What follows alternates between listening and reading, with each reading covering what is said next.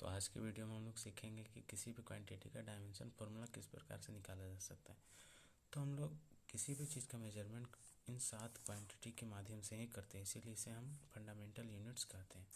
तो देख सकते हैं सभी इधर नाम दिया हुआ है, ये इसका यूनिट है और ये इसका डायमेंशन है।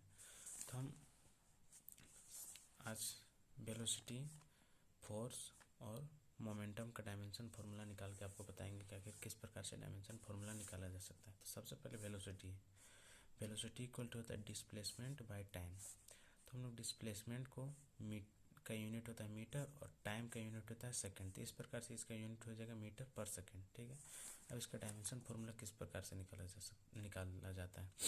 तो हम लोग मीटर को मीटर का डायमेंशन होता है लेंथ और सेकेंड का डायमेंशन होता है टाइम यानी कि टी।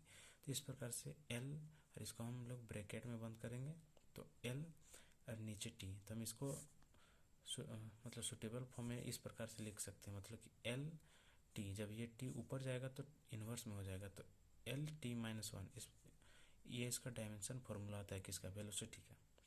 तो हम इसे इस रूप में भी लिख सकते हैं एम नॉट यानी कि 0। यहाँ पर तो एम कुछ नहीं है यानी कि 0, तो एम 0 एल माइनस 1 और टी माइनस 1। तो ये इसका डायमेंशन फार्मूला हो गया। उसके बाद हम लोग फोर्स का फार्मूला जानते हैं, मास इंटू एक्सेलरेशन होता है।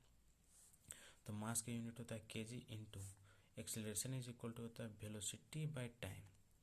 वेलोसिटी बाय टाइम, तो हम लोग वेलोसिटी का तो अभी यूनिट निकाले थे मीटर पर सेकेंड। इस प्रकार से हो जाएगा केजी, वेलोसिटी की जगह में मीटर पर सेकेंड। उसके बाद टाइम का भी यूनिट होता है सेकेंड। तो इस प्रकार से हम इसका यूनिट हो जाएगा केजी मीटर पर सेकेंड का स्क्वायर। अब इसका डायमेंशन किस प्रकार से निकालेंगे।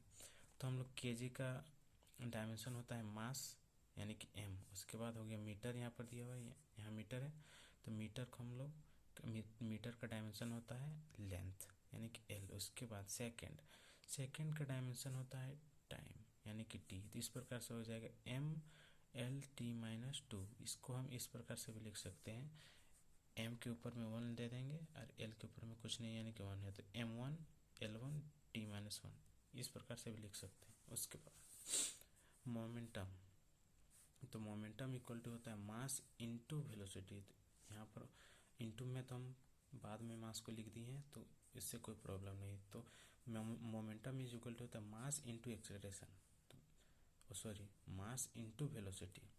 तो मास, उसके बाद वेलोसिटी का अभी हम लोग जानते हैं फॉर्मूला होता है डिस्प्लेसमेंट बाय टाइम। तो मास को केजी, डिस्प्लेसमेंट मीटर और यहाँ से टाइम पर सेकेंड, तो ये है उसका यूनिट हो गया। उसके बाद केजी का हम लोग डायमेंशन जानते हैं, मास होता है एम, मीटर का लेंथ एल और सेकेंड का टाइम टी। तो इस प्रकार से मोमेंटम का डायमेंशन फॉर्मूला हो गया एम एल टी माइनस 1। अगर आपको किसी का भी डायमेंशन फार्मूला निकालना है तो इसको जानना बहुत ज़रूरी है। तो आप इसको देख सकते हैं, ये हो गया लंबाई का यूनिट होता है मीटर और इसका डायमेंशन लेंथ यानी कि एल। द्रव्यमान का यूनिट होता है केजी और इसका डायमेंशन होता है एम। समय का सेकेंड, डायमेंशन टी। धारा का एम्पियर ए और इसका डायमेंशन होता है आई। इसके बाद तापमान है टेम्परेचर, इसका यूनिट होता है केल्विन और इसे के से डिनोट किया जाता है यानी कि इसका डायमेंशन के है। ज्योति तीव्रता है, इसको कैंडेला से डिनोट करते हैं यानी कि इसका यूनिट हो गया कैंडेला और इसको सी से इसका डायमेंशन होता है। उसके बाद पदार्थ की मात्रा, आखिर पदार्थ की कितनी मात्रा, तो इसे हम मोल से मेजरमेंट करते हैं, तो इसका यूनिट हो गया एन मोल।